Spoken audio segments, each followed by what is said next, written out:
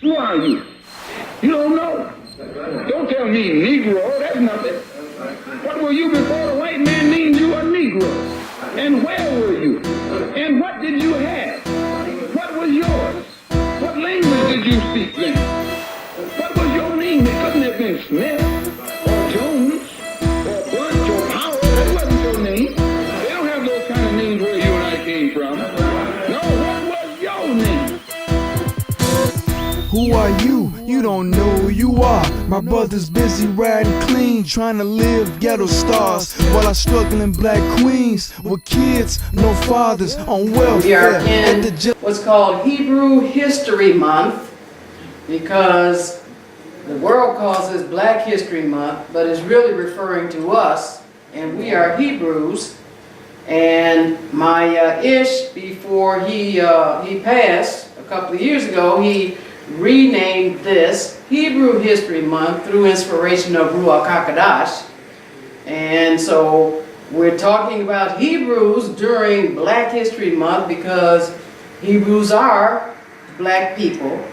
And we saw in the first show that Yahweh is very interested in the Hebrews, or black people, and those are the people that came through the transatlantic slave trade to the Americas and to the Caribbean. And we found out from the first show, the title of this is, Though Abraham be ignorant of us, and Israel acknowledge us not. So though Abraham, who was a Hebrew, and we found out from the last show that the Hebrews are the nation of Israel. And when you're saying Hebrew, you're actually talking about Israel. It says that though Abraham be ignorant of us and Israel acknowledge us not, we are still Hebrews. And these lessons are going to explain to us why Abraham is ignorant of us and why he would not acknowledge us.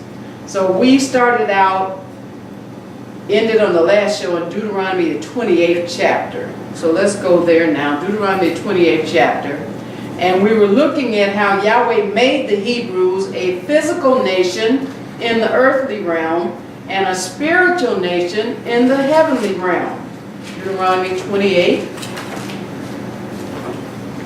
So the nation of Israel, or the nation of Hebrews, talking about the same people, are a physical nation and a spiritual nation. Deuteronomy 28. We're looking at what Yahweh said he would do and be to them and for them when they did what he said. We want to start at Deuteronomy 28, and we're going to read verse 1, and then we're going to skip to verse 7, where we stopped off on the last show. Deuteronomy 28, and let's read verse 1, please. And it shall come to pass, if thou shalt hearken diligently unto the voice of Yahweh thy Elohim, to observe and to do all his commandments, which I command thee this day, that Yahweh thy Elohim will set thee on high above all nations of the earth. So this is what Yahweh is telling the Hebrews, or the nation of Israel. It shall come to pass, if you will listen or shema diligently into the voice of Yahweh thy Elohim, to observe and to do all his mitzvah, which I sabbah thee this Yom, that Yahweh thy Elohim will set thee on high above all go'i of Ha'ered. And that's what he has done to the Hebrews. That is, those that listen to him diligently. And before this series is over, we're going to find out that the Hebrews don't know that they're Hebrews, and they are not as a nation on high anymore. All right, let's get down to verse 7. But to hear Yahweh saying Hebrew History Month is about the Hebrews, and he wants the Hebrews to find out who they are so he can put them back on high, so they can listen diligently to him and to observe and to do his commandments. All right, let's skip down to verse 7, please. Yahweh shall cause thine enemies that rise up against thee to be smitten before thy face.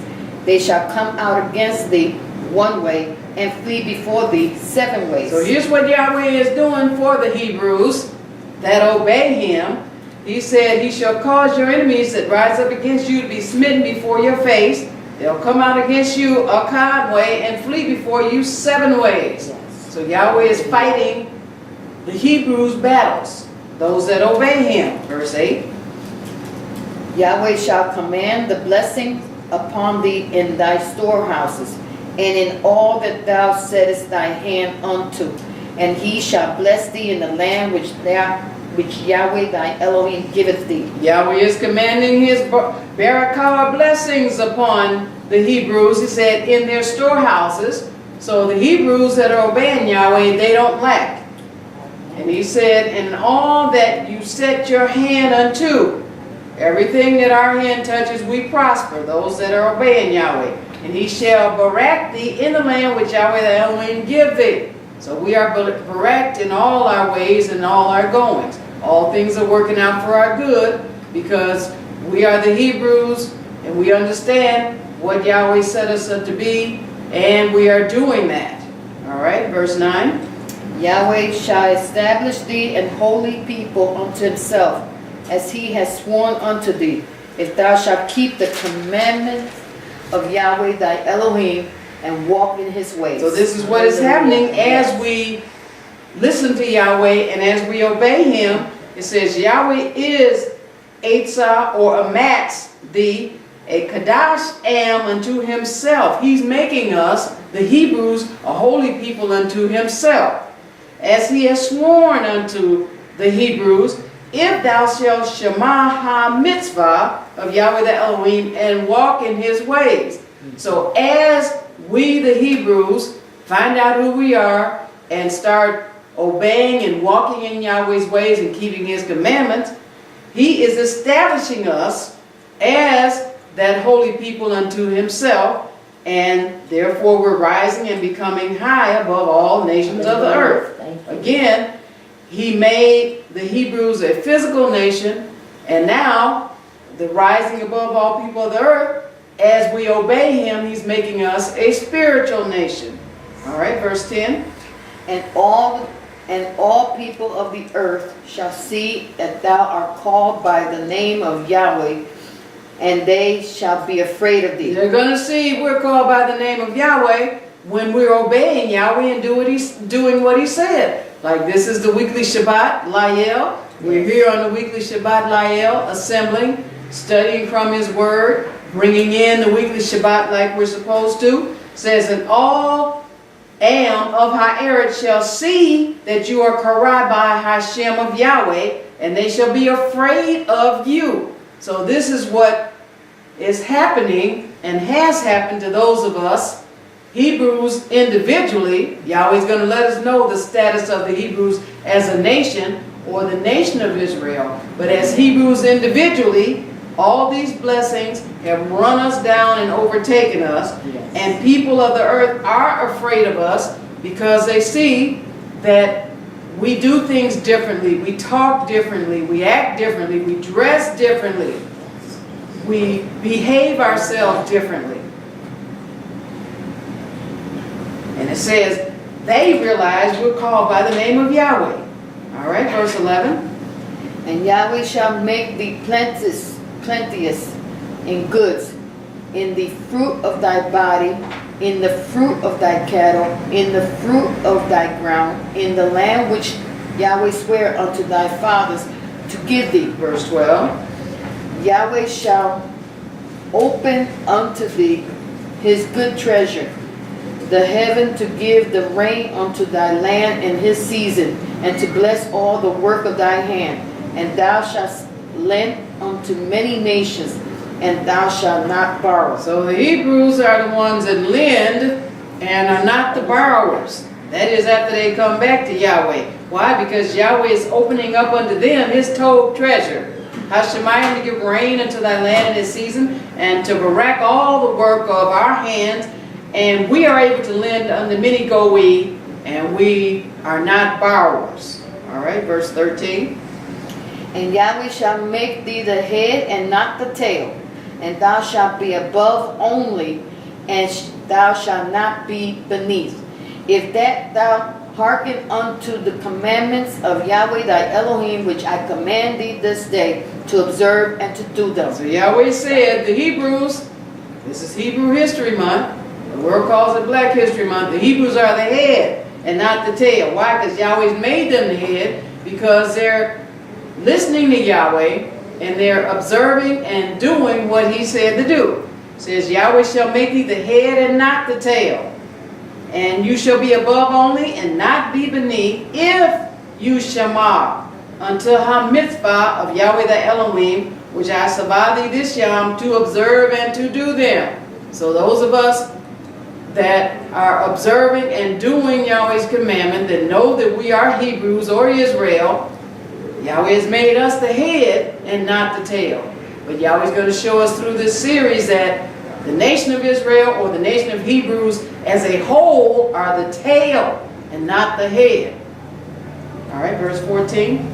And thou shalt not go aside from any of the words which I command thee this day, to the right hand or to the left, to go after other Elohims to serve them. All right, so we put down all the paganisms, as Yahweh shows us the pagan practices that the nation of Israel or the nation of Hebrews got into. We stopped doing that. We let them go. When Yahweh shows us to let them go, we let them go. We're not trying to hold on to them. We're not rearing up against somebody that comes and tells us, look, you're not supposed to be celebrating birthdays because that's pagan. You're not supposed to be doing celebrating December 25th, talking about us. It's Yahshua's birthday. You're not supposed to be celebrating Iyshshah or Easter. You're not supposed to be celebrating Halloween. So as Yahweh shows us, the Hebrews, that, we let it go. We don't rear up against the person that's coming to us to tell us that we're supposed to let that stuff go. Why? Because we want Deuteronomy 28 to apply to us, where these blessings are running us down and overtaking us, and that Yahweh is putting us up on high above the nations that are on the face of the earth. All right, let's go to Job, the 15th chapter. So Yahweh sent salvation to the earth through the Hebrews. Again, the Hebrews are a physical nation and a spiritual nation. He sent salvation to the earth through the Hebrews. Going to Job, 15th chapter. I'm going to read one verse, verse 14. Job 15, and let's read verse 14, please. What is man that he should be clean? And he which is born of a woman, that he should be righteous. So here is a question being asked. What is Adam that he should be clean? And he which is born of Iyshshah, that he should be Sadiq. Here's Yahweh talking about salvation that he sent, and he sent it through the Hebrew nation.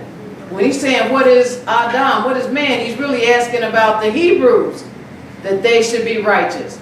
And then other people got blessed through the Hebrew nation. Let's go to Psalms, the 8th chapter.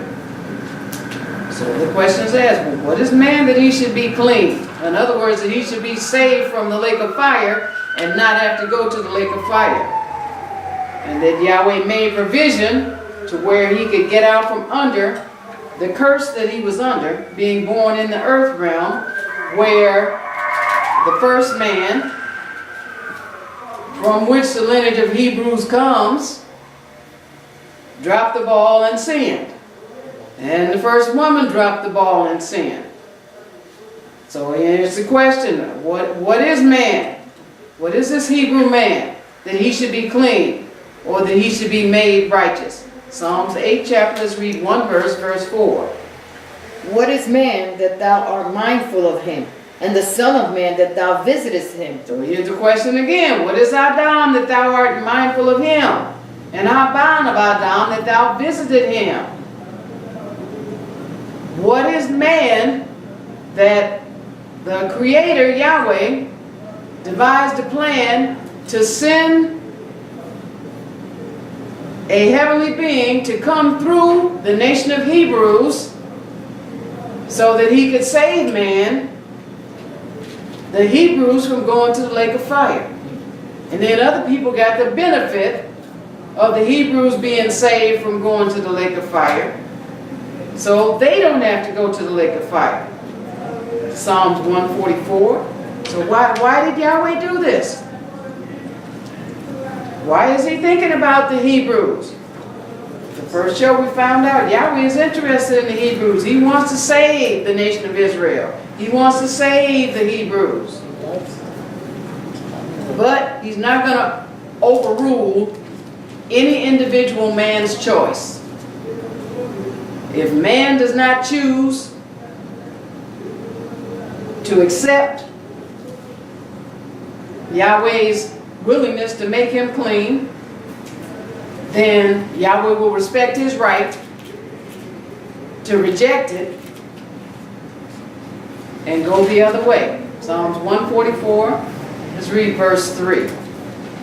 Yahweh, what is man that thou takest knowledge of him, or the son of man that thou makest account of him? So the question keeps being asked, Yahweh, what is Adam that you take yada of him? Yahweh is interested in the Hebrews. Or Haban of Adam that you make account of him. Why are you going out of your way to do this for him? Let's go to Hebrews, the 2nd chapter, or Ibryi, the 2nd chapter. He keeps talking about man and the Son of Man. He is interested in the Hebrews. He sent salvation to the world through the Hebrews. Hebrews, the 2nd chapter. I'm going to read one verse. Verse 9. Hebrews 2. And verse 9, please. But we see Yahshua, who was made a little lower than the angels, for the suffering of death, crowned with glory and honor, that he, by the grace of Elohim, should taste death for every man. So here, he kept talking about the Son of Man. This is the person that he sent through the lineage of the nation of the Hebrews, or the nation of Israel, saying, but we see Yahshua, who was made a little lower than Amalekim, for the suffering of Mavet. He was crowned with kabod and kabod, that he by the hand of Elohim should taste Mavet for every Adam. So the question was asked throughout the Old Testament, the Zaken Barit, what is man that he should be made righteous, that he should be made clean? And then he says, here's what the Creator Yahweh did for man. We see Yahshua, who was made lower than the angels for the suffering Mavet, to take man's place, to be a substitute. So Yahweh's son Yahshua was born into the earth through the Hebrew lineage to provide salvation to the world. Let's go to Luke, the 3rd chapter. So Yahweh is very interested in the Hebrews. Luke, the 3rd chapter. And we're going to find out before this series is over that everybody and their mama and their daddy want to be the Hebrews, except the Hebrews themselves. Amen. That's the paradox in the world we live in. Luke, the 3rd chapter. And we're looking at Yahweh's son Yahshua being born into the earth through the Hebrew lineage to provide salvation to the world, sent by the Father Yahweh. Luke 3, let's start at verse 21, please. Now when all the people were baptized, it came to pass that Yahshua also being baptized and praying, the heaven was opened. 2. And the Kodesh Ruach descended in a bodily shape like a dove upon him. And a voice came from Shemayim, which said, Thou art my beloved Son, in thee I am well pleased. And 23. And Yahshua himself began to be about 30 years of age, being, as was supposed, the son of Yosef, which was the son of Heli. All right, so now when all Ha'am were baptized, it came to pass that Yahshua, also being baptized, and Palal HaShemayim was opened, and Ruach HaKodesh descended in a Gibeah shape, like a dove upon him, and a voice came from Shemayim, which Amar, Thou art my beloved bond, in thee I am well pleased. So we're looking at the Creator who sent his son Yahshua through the Hebrew lineage to give salvation to the world, to give them the opportunity to choose not to go to the lake of fire. And it says Yahshua himself was about 30 years of age, being as was supposed Haban of Yosef. And you can read in the scripture to find out Yosef was a Hebrew, or of the nation of Israel, which was Haban of Heli. All right, let's skip down to verse 38. Luke 3 and verse 38. Which was the son of Enos, which was the son of Seth, which was the son of Adam, which was the son of Elohim. All right, so these are Hebrews right here too, which was Haban of Enos, which was Haban of Seth, which was Haban of Adam, which was Haban of Elohim. So the Hebrews come from Noah's son, Shem. And Shem was one of the two black sons of Noah and his wife. And Shem's descendants are called Shemites. Now, Gentiles, they'll take the H out and they'll say Semite or Semitic. But his name is S-H-E-M. It has an H in it. So after the flood, Shem became the great-grandfather of Eber, or Aber. Aber is one of the few Hebrew names not changed in the English Bible. Let's go to Genesis, or Bereshith, the 11th chapter. We want to look at the Hebrews now, because this is Hebrew History Month. So February is talking about you, black folks in America. If you were in the transatlantic slave trade, whether you're in North America, South America, whether you're in Jamaica, Haiti, wherever they went and got some slaves and brought them over here in the transatlantic slave trade, it's talking about you. You are of the nation of Israel, or Hebrew. Genesis 11.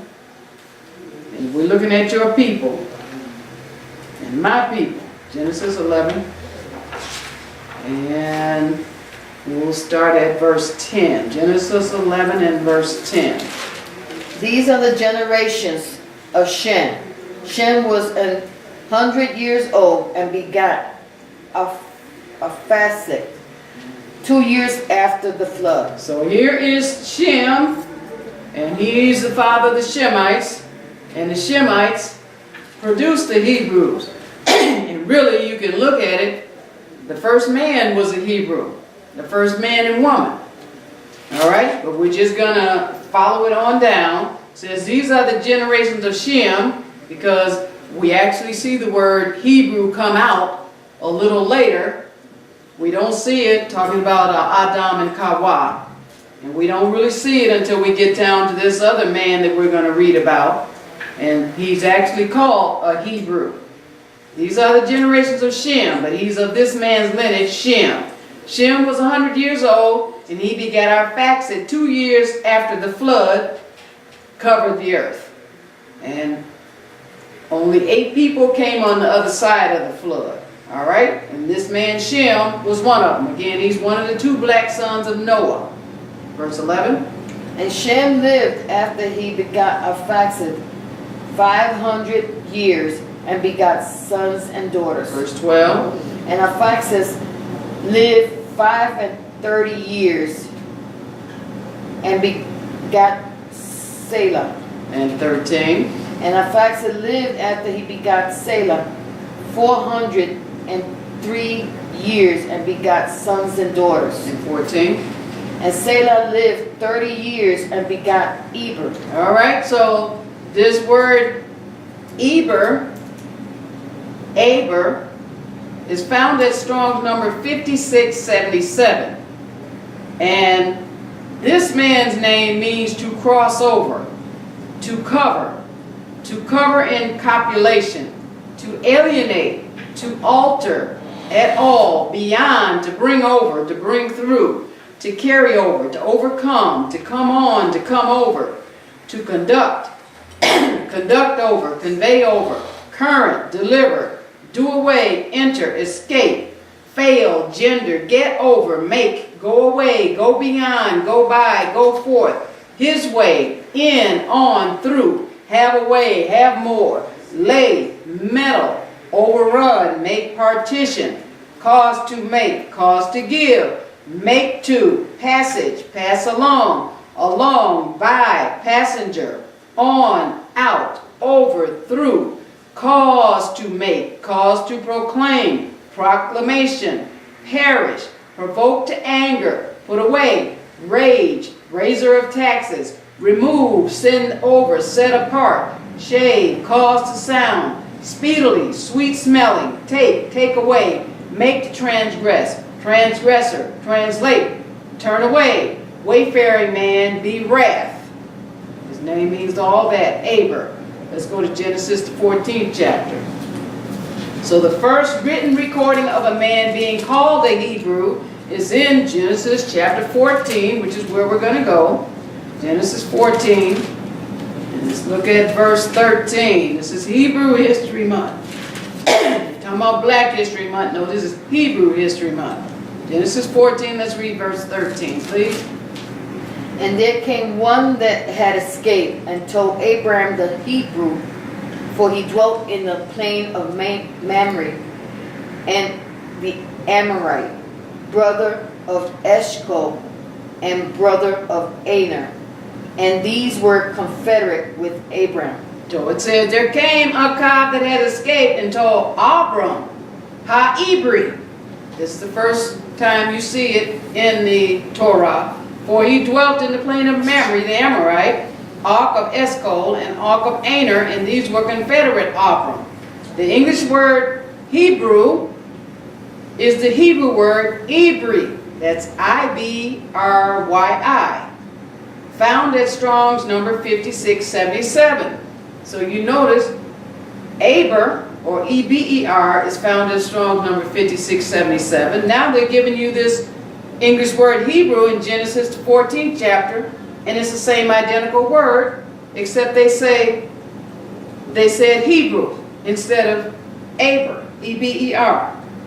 All right, so it's the same Hebrew word used for the name Aber, found in Strong 5677. However, the definition is different. This definition for Hebrew says it means an Abarite, Hebrew or descendant of Aber. Means Hebrew, Hebrewess, or Hebrew woman. All right, let's go to Genesis, the 11th chapter. So Abram is a descendant of Shem and Aber. Talking about the Hebrews. Genesis 11. We're going to start at verse 26. So we want to look at this Hebrew lineage. 11 and verse 26 reads, please. And Terah lived 70 years and begot Abram, Nahor, and Haran. Okay, 27. Now these are the generations of Terah. Terah begot Abram, Nahor, and Haran. And Haran begot Lot. So what we're looking at now is the lineage of the Hebrews, or the nation of Israel. It's talking about Terah lived 70 years and he begot Abram. And we just saw in Genesis 14:13 it says Abram the Hebrew. All right, so all these people are descendants of Aber, and his name actually meant crossover or Hebrew. And then Hebrew is the same identical word where they said Abram was a Hebrew. It's the same as he was an Aber. All right, so Terah lived 70 years and begat Abram, Nahor, and Haran. Now these are the generations of Terah. Terah begat Abram, Nahor, and Haran begat Lot. We're reading about the Hebrews. 28. And Haran died before his father Terah in the land of his nativity, in of the Chaldees. Now it's telling you where they lived. They lived in of the Chaldees. And Yahweh's going to have us look at that to see exactly where it was that they lived, these Hebrews. Verse 29. And Abram and Nahor took them wives. The name of Abram's wife was Sarai, and the name of Nahor's wife Milcah, the daughter of Haran, the father of Milcah, and the father of Iyshshah. All right, now they took them Iyshshah, or wives. These women were Hebrews. They were from the same lineage. The tribes married within their own Hebrew, or whatever tribe it was. It was the tribe of Zebulun, or whatever tribe. And Yahweh doesn't really tell us about the tribes just yet. They haven't been divided into tribes. But these Hebrews made sure they married each other. One of the reasons Yahweh sent the flood, you can read that in Bereshit, the 6th chapter, was because the people were not marrying within the Hebrew tribes. And they were marrying strange wives and not within that lineage that Yahweh had set up for them to marry. All right, so when it says Abram and Nahor took them Iyshshah, Hashem of Abram's Iyshshah was Sarai. She was a Hebrew, or Hebrewess, and Hashem of Nahor's Iyshshah, Milcah. Habath of Haran, Abba of Milcah, and Abba of Iscah. So these were Hebrew women. All right, verse 30. But Sarai was barren. She had no child. 31. And Terah took Abram, his son, and Lot, the son of Haran, his son's son, and Sarai, his daughter-in-law, his son Abram's wife, and they went forth with them from Ur of the Chaldees and to go into the land of Canaan. And they came unto Haran and dwelt there. Now, looks like they're traveling. It says they went forth with them from Ur of the Chaldees, where they were living. Where are they going? To the land of Canaan. Yahweh's going to show us in this series that Yahweh gave the land of Canaan, which is the land of Israel, to the Hebrews, to the nation of Israel. So here we see the Hebrews had started leaving Ur of the Chaldees to go to the land of Canaan. And they came unto Haran, and they lived there for a while, verse 32, but they were on their way to the land of Canaan, or the land of Israel, which Yahweh is going to show us in this series. He gave to the Hebrews, or the nation of Israel, verse 32. And the days of Terah were 205 years, and Terah died in Haran. All right, so Terah, he died in Haran. He didn't make it to Canaan. Now, Smith Bible Dictionary says for Ur Chaldees, this is where the Hebrews were living. It says Ur was the land of Haran's nativity, Genesis 11:28 that we just read, the place from which Terah and Abraham started to go into the land of Canaan. We just read Genesis 11:31. It is called in Genesis Ur of the Chaldees, while in the New Testament in Acts, we see it's called Mesopotamia. Let's go to Acts, the 7th chapter, so we can see exactly where these Hebrews were living. Acts, the 7th chapter.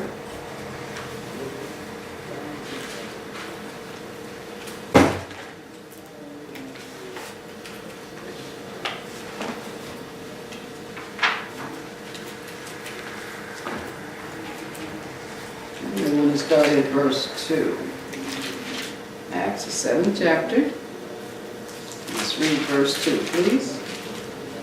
And he said, Men, brethren, and fathers, hearken.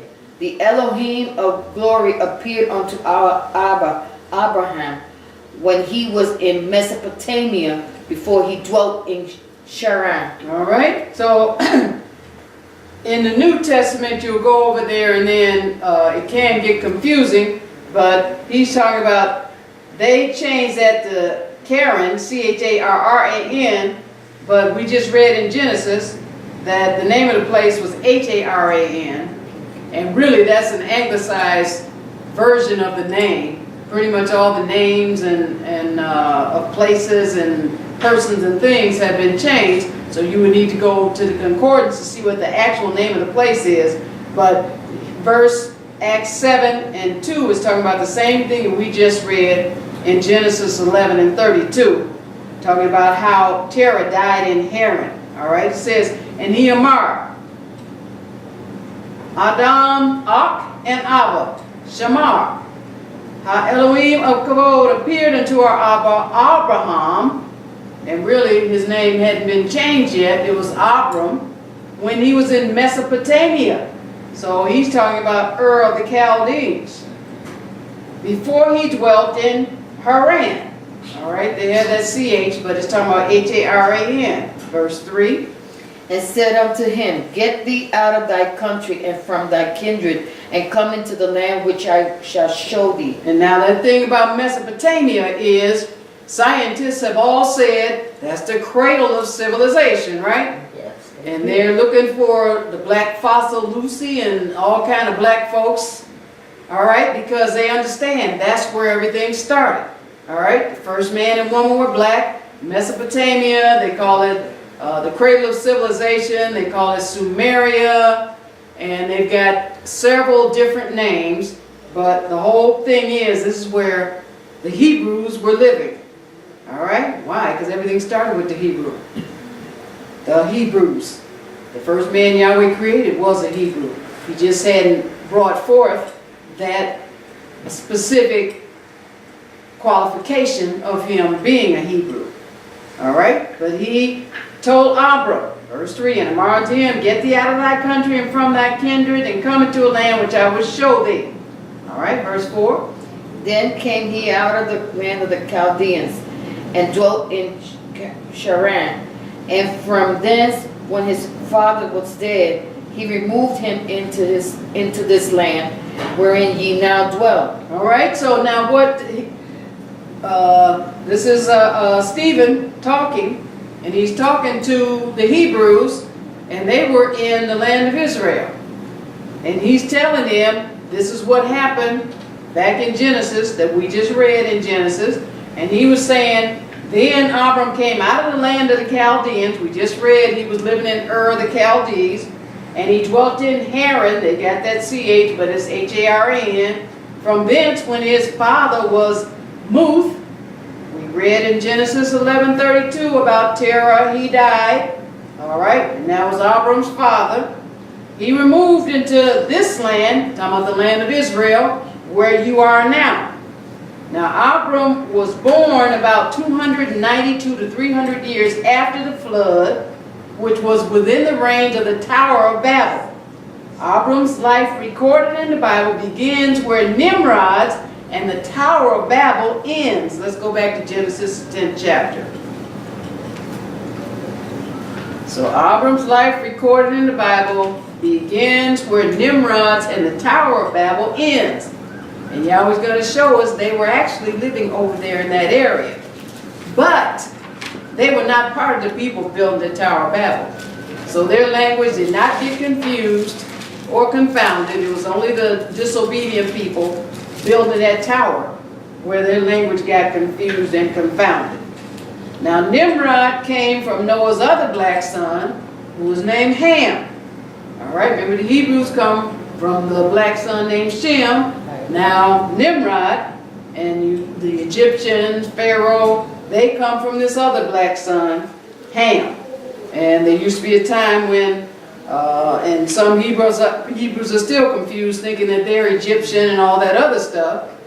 But when they get in the Bible and start studying, and then they'll find out, no, you're part of this other black son. All right? Shem, not Ham. But now we're going to read about this black son, Nimrod, who came from Ham. Genesis 10, and let's start at verse 8, please. And Cush begot Nimrod. He began to be a mighty one in the earth. Now when you do the genealogy on Cush, then you'll find out he was the progenitor of Upper and Lower Egypt. And you just trace out his lineage, and you can find out it was just black folks, what they call now Africa, and they inhabited the land of Ham. But Upper and Lower Egypt, the Ethiopians, and matter of fact, Cush is another name for Ethiopians. But it says, he begat Nimrod, and he became a mighty Akkad in Ha'er. So this man Nimrod, this black man, became a mighty hunter in the earth. Verse 9. He was a mighty hunter before Yahweh. Wherefore it is said, even as Nimrod, the mighty hunter before Yahweh. Verse 10. And the beginning of his kingdom was Babel, and Erech, and Akkad, and Calneh, in the land of Shinar. All right, so this mighty hunter, this Nimrod, it says, the beginning, Habershith of his Malkuth was Babel. And remember, they built the Tower of Babel. And Erech and Akkad and Calneh in the land of Shinar. So they went in huts and wearing grass skirts and all that. They actually had cities and towns, and they built. They were builders. And that's one thing that the Black Hamites have, is they are definitely builders. You see those pyramids over there, and they've been there for centuries. So they are the architects of civilization. So I want to read this. The Tower of Babel was in Babylonia or Chaldea. Babylonia or Chaldea's locations are furnished in Scripture. It has been identified by the most ancient traditions with the city of Orpha in the highlands of Mesopotamia. There it is again, the cradle of civilization, which unite the tableland of Armenia to the valley of the Euphrates. If you recall now, in the Garden of Eden, Yahweh mentioned those rivers that ran through it, and the Euphrates was one of them. All right, Tigris, Euphrates. It says, among the ruins which are now seen at the spot, talking about where Babel used to be, because Yahweh leveled it to the ground, are the remains of one of the great temples of a model similar to that of Babel, dedicated to the moon, to whom the city was sacred. So they were part of the people that worship the sun and the moon as their deity. So we're gonna go to Genesis, the 11th chapter, but I'm gonna read this from Smith's Bible Dictionary, and it talks about the Tower of Babel. So Babel means confusion. It's Babylon, or a Greek form of Babel, is properly the capital city of the country which is called in Genesis Shinar. So now we just read in Genesis where Nimrod, the beginning of his kingdom, was Babel and Erech and Akkad and Calneh in the land of Shinar. So what you're talking about is Babylon. All right? And again, there's the original Babylon, then there's Neo-Babylon. The original Babylon was black folks, Ham. Neo-Babylon are the Caucasians. We read about Nebuchadnezzar and later on centuries from now. But we're reading about the original Babylonians. Okay? So Babylon is the capital city of the country which is called in Genesis Shinar. And in the later books, Chaldea, or the land of the Chaldeans. It says the Tower of Babel is mentioned only once in Scripture, in Genesis 11, 4-5, and we're going to go there.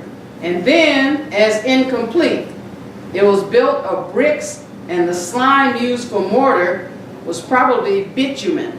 Such authorities as we possess represent the building was destroyed soon after its erection. When the Jews, however, were carried captive into Babylonia, they thought they recognized it as the famous temple of Bose, the modern Beers Nimrod. But the Beers Nimrod, though it cannot be the Tower of Babel itself, may well be taken to show the probable shape and character of the edifice. This building appears to have been a sort of oblique pyramid built in 7 receding stages, each successive one being nearer to the southwestern end, which constituted the back of the building. The first, second, and third stories were each 26 feet high, the remaining 4 being 15 feet high. On the 7th stage, there was probably the ark or tabernacle, which seems to have been again 15 feet high, and must have nearly, if not entirely, covered the top of the 7th story.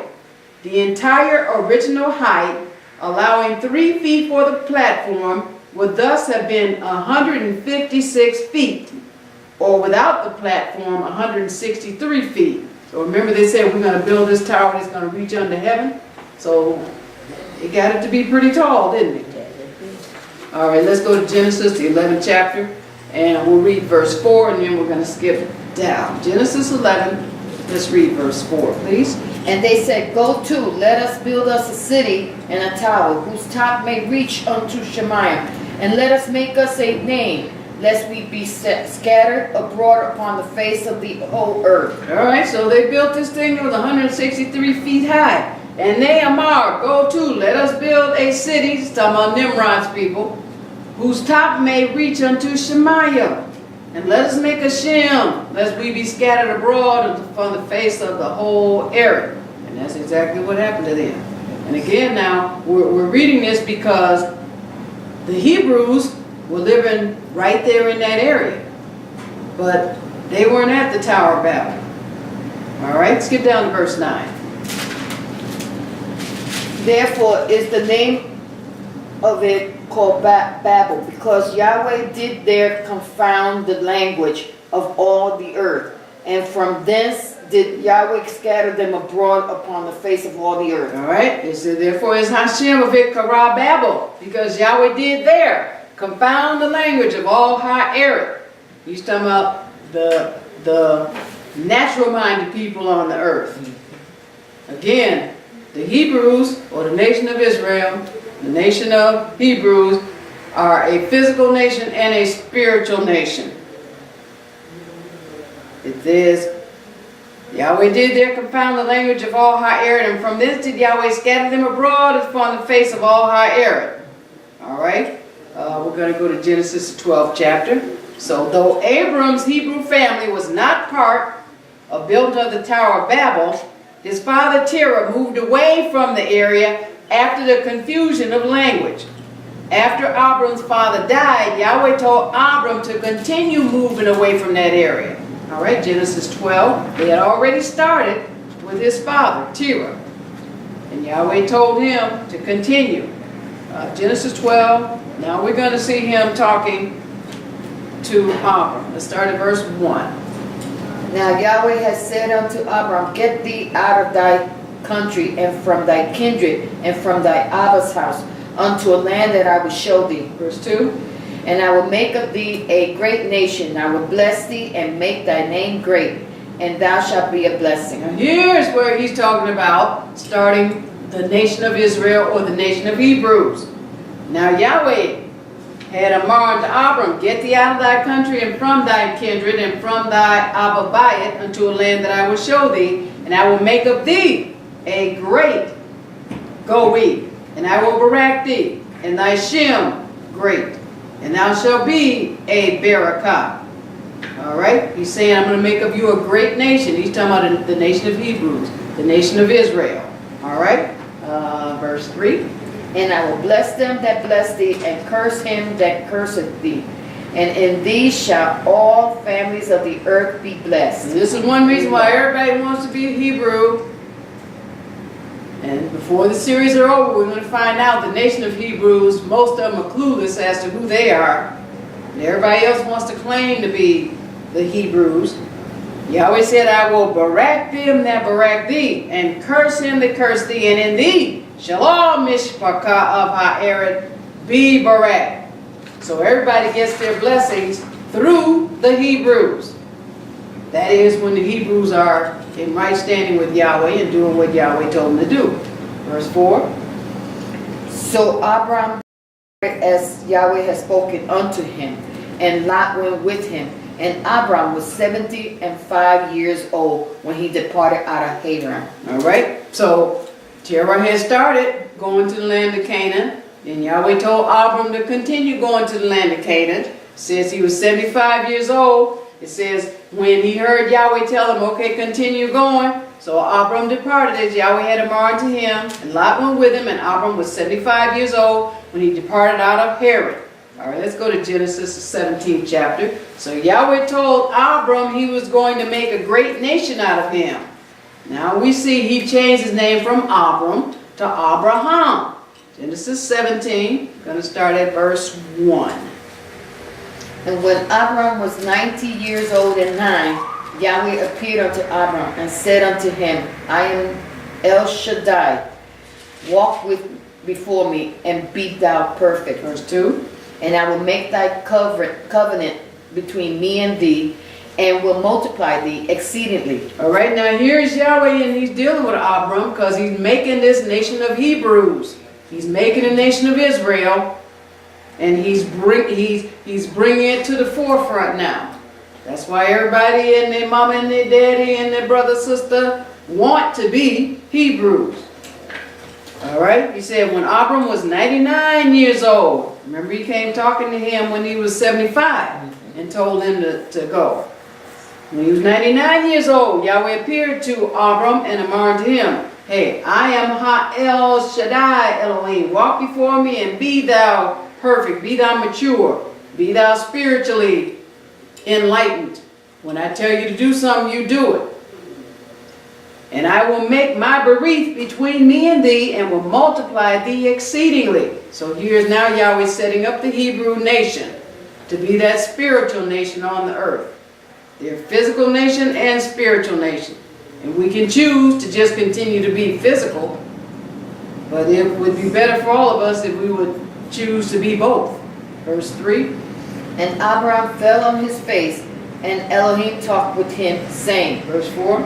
As for me, behold, my covenant is with thee, and thou shalt be a Abba of many nations. So he's telling this man, Abram, he's going to be a father of many many nations. So out of the first man and woman, Adam and Hawa, came all the nations. Now Yahweh is just making it plain. He's got them over the flood, and he's just bringing it on down past the Tower of Babel. Now he's talking to this one particular man, and he said, all right, you're a Hebrew, and he's letting you know through the Hebrew lineage all this stuff is coming. As for me, behold, my berith is with thee, and thou shalt be a Abba of many many nations. All right, verse 5. Neither shall thy name any more be called Abram, but thy name shall be Abraham, for a Abba of many nations have I made thee. And then when you go and study what the actual meaning of Abraham is, it does mean father of many nations. It says, neither shall thy Shem be any more Kara Abram, but thy Shem shall be Abraham, for Abba of many have I made thee.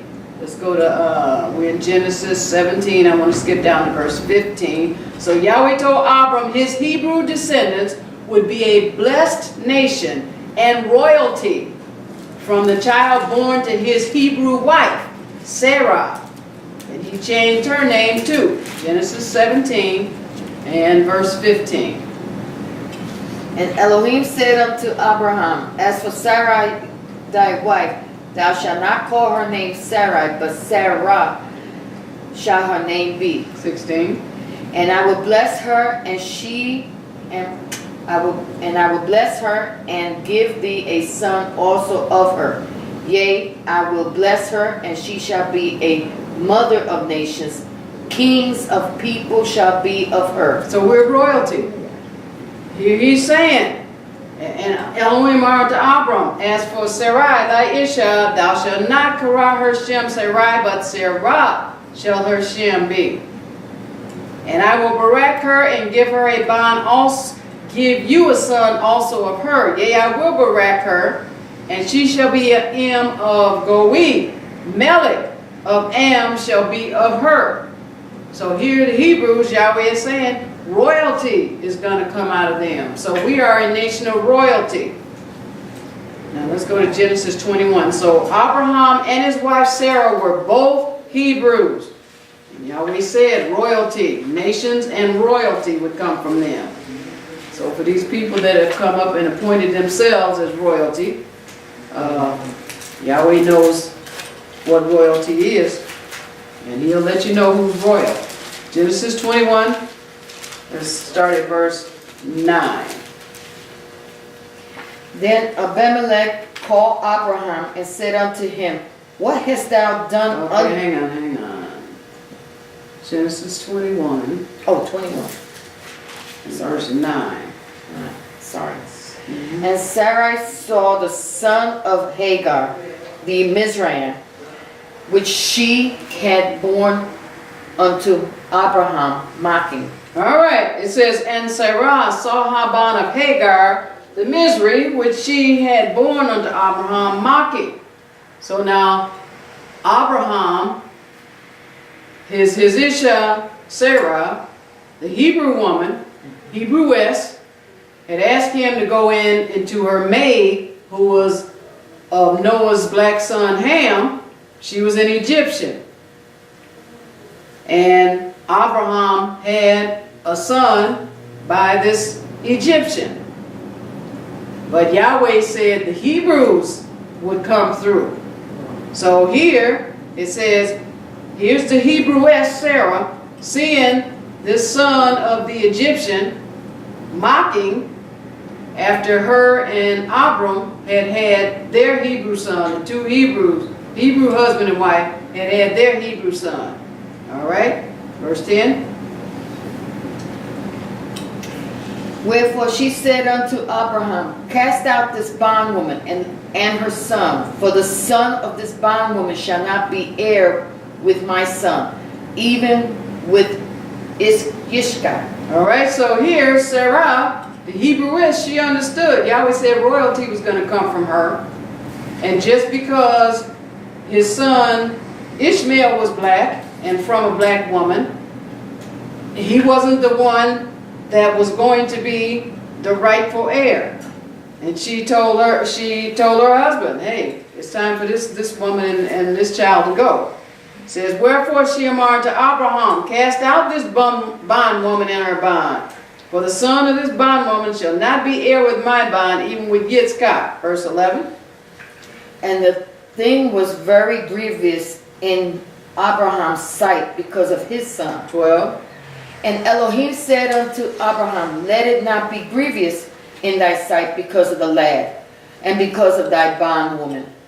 And in all that Sarah had said unto thee, hearken unto her voice, for in Iyshshah shall thy seed be called. All right, so here's Yahweh letting Abraham know, don't be upset about it. Just listen to what Yahshua is telling me, because this is something that I'm telling you. And it's time to separate from this son, from this particular son. You know he was a black son from a black woman.